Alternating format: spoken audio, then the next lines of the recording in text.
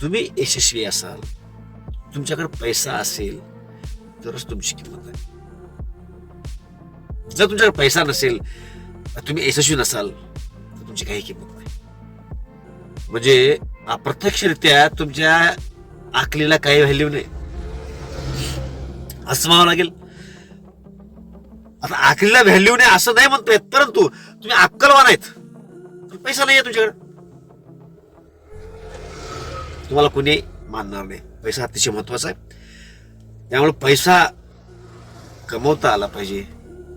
आणि पैसा कमवण्यासाठी काही लोकांनी पैसे कमवलेले असतात, अशा लोकांचा अभ्यास करा.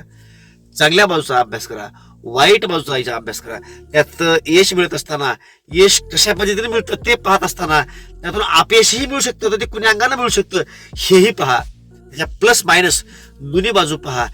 ते पाहत असताना त्याच्यामधले चांगले वाईट गुण पहा आणि परत आपल्याकडे पहा, आपल्यात काय चांगलं वाईट आहे, आपल्या कमजोऱ्या काय आहेत. आपल्या कमजोऱ्या आपल्याला स्पष्टपणे दिसल्या पाहिजेत, आपले प्लस पॉइंट आपल्याला स्पष्टपणे दिसले पाहिजेत. आपल्याला वाटतं की मी सगळंच करू शकतो, असं होत नसतंय. 100% स्वयंपूर्ण ह्या जगात कोणीच नाही.